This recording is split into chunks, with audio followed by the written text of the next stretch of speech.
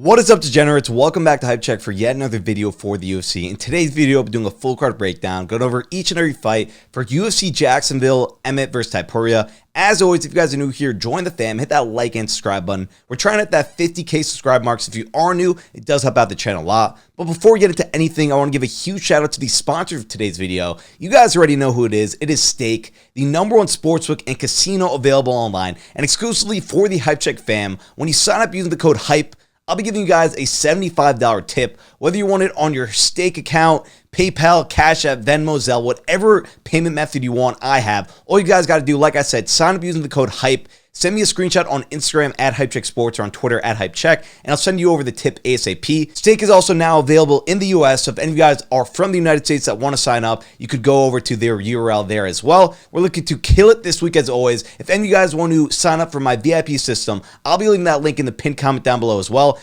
On the VIP system, that's how you get every single bet that I place for UFC and in general. So shout out to you guys once again. Let's kill it this week. Make sure to comment your favorite bets and picks down below. As myself, I know a lot of the other viewers like discussing everything down below. And yeah, let's hop into the video. Kicking off the prelims, we got Cody Brundage going up against Sedriques Dumas. Brundage is the favorite at -192 and Dumas is the underdog at +147. Both guys are coming off losses. Brundage, he needs a win badly in the spot, coming off 2 straight losses, most recently a submission loss to Rodolfo Vieira earlier this year. Dumas, he's off his UFC debut submission loss to Josh Fremd.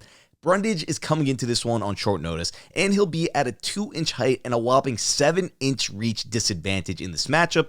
Where he thrives is when he finds success with his wrestling, as he averages close to 3 takedowns a fight. Dumas, on the other hand, is a very solid fighter overall. However, in his last fight against Fremd, he wasn't able to stuff a takedown for his life, and Brundage is a way better wrestler. Betting-wise, both guys here aren't too reliable. If Brundage was coming to this one on a full camp, this would be a virtual lock, as he has way more experience under his belt. However, I'm pretty nervous about his cardio coming into this one on short notice.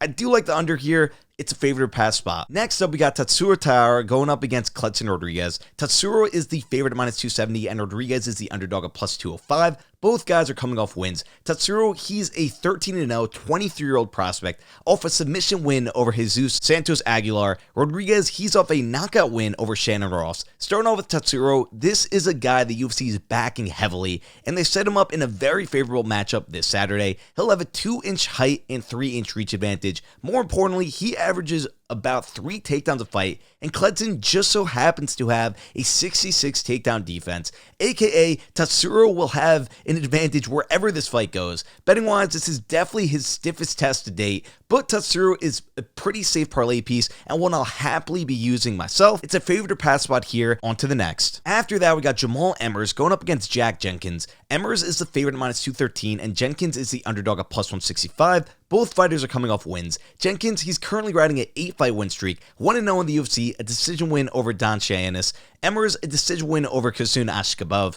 Both these guys are primarily wrestlers, and while Emmers has faced the better competition and is the better wrestler, I really like Jenkins, but I don't think this is the best spot to back him. On the feet, while Jenkins is the more accurate and better striker, Emmers will have a 3-inch height and 6-inch reach advantage, so I don't know how well he'll be able to get inside and land big shots. Betting-wise, Jenkins will be a fighter that I will 100% be betting on in the future, but in this matchup, I think Emmers gets a pretty clear decision win. It's a favorite to pass spot here. Next up, we got Trevor Peek going up against Jose Mariscal. Peek is the favorite at -116, and Jose is the underdog at -110. Peek is an 8-0 undefeated fighter, 1-0 in the UFC, fresh off his knockout win over Eric Gonzalez. Jose, he's a 13-6 fighter, making his UFC debut, currently riding a 3-fight win streak.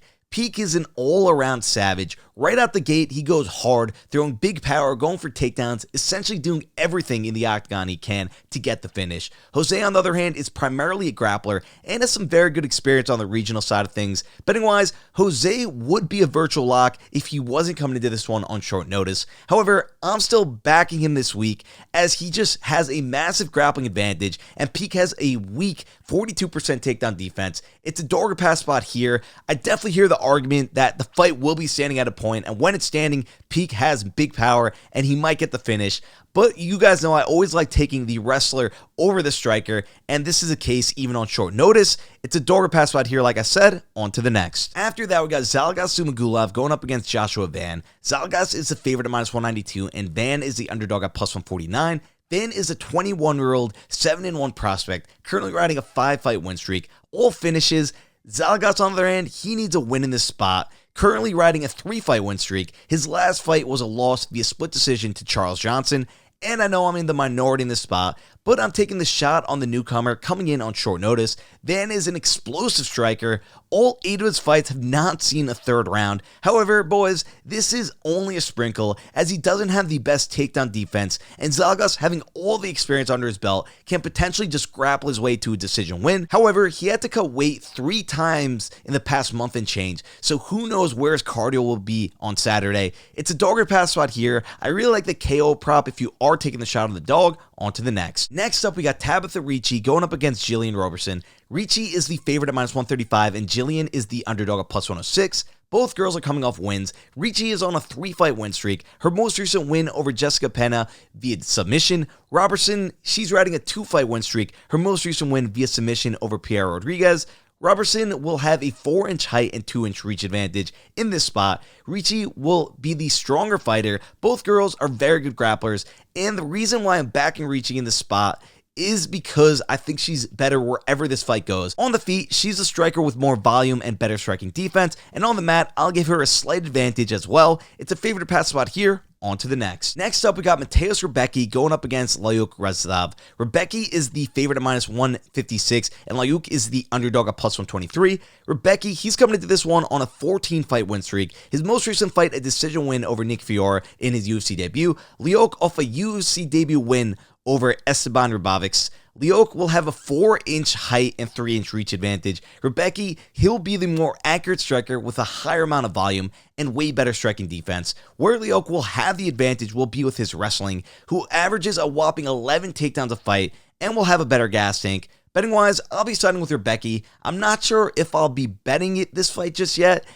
as these guys are virtually identical fighters. However, Rebecki is slightly better overall. It's a favorite pass spot here. After that, we got Randy Brown going up against Wellington Turman. Brown is the favorite at -250, and Turman is the underdog at +190. Both guys are looking to bounce back off losses. Turman, a decision loss to Andre Petrosky. Brown, a submission loss to Jack Della Maddalena. This one will be short and sweet. Starting off with Brown, he's substantially the better striker and will have a 3-inch height and 6-inch reach advantage, while also having levels above the experience that Turman's had faced thus far in his career. The only place where I'll give Turman an edge is with his wrestling, but Brown does have a 71% takedown defense, so I don't think he'll have too much success on Saturday. It's a favorite to pass spot here. Expect Brown to use his jab and end up winning a mostly kickboxing fight.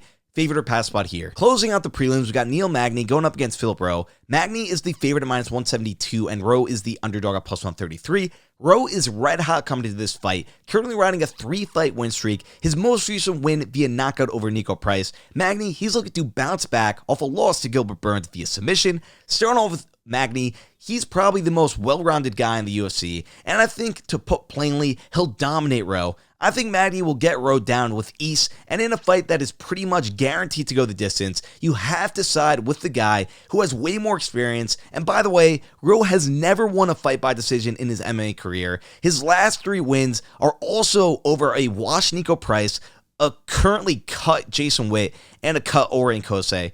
Betting wise, I truly believe Magny will look like a -400 favorite on Saturday. It's a favorite to pass spot here. Kicking off the main card, we got Brendan Allen going up against Bruno Silva. Allen is the favorite at -189, and Silva is the underdog at +146. Both guys are coming off wins. Silva, a knockout win over Brad Tavares. Allen, he's currently riding a 4-fight win streak, most recently a sub win over Andre Muniz.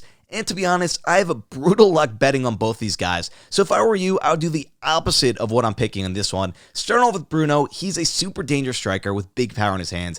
Allen, while being the more accurate striker, will want this fight on the mat as soon as the fight starts, and he should have a lot of success there. Bruno, while he does try to get back to his feet, he does tend to get taken down, having a sub 70% takedown defense, which won't work out well for him in this matchup. Betting wise, 6 of Silva's 8 losses are via submission, and against a guy who has 12 wins by submission, 3 of his last 4 fights were won by submission. I think he's a pretty good spot to back. My only concern is obviously Allen's chin, as he's been KO'd by Sean Strickland and Chris Curtis, and Silva hits just as hard as those 2 fighters. However, I think Allen will be more careful. He's looked tremendously improved in his past couple fights. It's a favorite to pass spot here. On to the next. After that, we got David Onama going up against Gabriel Santos. Santos is the favorite at -238, and Onama is the underdog at +180. Both guys are looking to bounce back off losses. Santos off a split decision loss to Leroy Murphy. Onama off a decision loss to Nate Landwehr. Onama will have a 2-inch height and 4-inch reach advantage in this spot. On the feet, he'll have a massive advantage. More volume, is the harder hitter and better striking defense. Santos, on the other hand, is all about pressuring his opponents to lead to an eventual takedown, where he's an assassin on the mat, averaging 5 takedowns a fight. And Onama happens to have a brutal 45% takedown defense. Betting-wise, similarly to the Allen Silva fight, it's either going to be a Santos grinded out win or an Onama finish. I highly doubt Onama gets a decision nod here. If he does, it'll be his first of his career. It's a favorite or pass spot here. However, there is a lot of value on the Onama KO prop. As like I said, that's the only way I think he'll win, and it's at big plus money. On to the next. Next up, we got Justin Tafa going up against Austin Lane. Tafa is the favorite at -185, and Lane is the underdog at +142. Lane is making his UFC debut on Saturday, currently riding a 6-fight win streak, most recently a win on the Dana White Contender Series via knockout over Ricci Jacoby. Tafa, he's currently riding a 2-fight win streak, most recently a knockout win over Parker Porter. Pretty much a guaranteed finish is bound to happen in this matchup. Both these fighters rarely see the scorecards, and by rarely, I literally mean a combined 5 fights go further than the second round. Starting off with Tafa, he's super powerful, can knock anyone out who's willing to brawl with him, and that's how this fight will end. And while Lane can technically stay at range and pick Tafa apart with his massive height and reach advantage, I don't think that's going to be his game plan. He's a slugger, and in a fight where anyone can land that big shot, I gotta back Tafa, who has proven himself against other UFC caliber fighters over the newcomer. It's a favorite or pass spot here. I also really like the under 1.5 rounds as well. On to the next. Now, we go to the co-main event of the evening with Amanda Ribas going up against Macy Barber. Ribas is the favorite at -204, and Barber is the underdog at +155. Both girls are coming to this one off wins. Barber is currently riding a 4-fight win streak, most recently a split decision win over Andrea Lee. Ribas, a win over Viviane Araújo via decision. Starting off with Ribas, she's very solid overall, good wherever the fight goes. She'll be putting out higher amounts of volume on the feet, and with better striking defense. More importantly, she has substantially better wrestling. She averages over 2 takedowns a fight, and that will be Barber's downfall on Saturday, as she has a brutal 47% takedown defense. Betting-wise, I'm more than happy to back the more well-rounded and better fighter in Ribas. It's a favorite to pass spot here. It's time for the main event of the evening with Josh Emmett going up against Ilia Topuria. Topuria is the favorite at -357, and Emmett is the underdog at +265. Topuria is a 26-year-old, 13-0 undefeated fighter we all know and love. His most recent win via submission over Bryce Mitchell. Emmett, he's looking to bounce back off a submission loss to Yair Rodrigues. This one will be short and sweet. Topuria is better wherever this fight goes, with one exception and only one, and that is with his power and speed. I guess that's technically 2, but Topuria has better striking defense and accuracy. But the main advantage for Topuria is with his wrestling. He averages over 8 takedowns a fight, and Emmett, while being a solid wrestler in his own regard, has a 58% takedown defense. Betting-wise, the only way I see Emmett winning this fight is by a fluky KO. I like the over as well, as both guys are very durable. It's a favorite to pass spot here.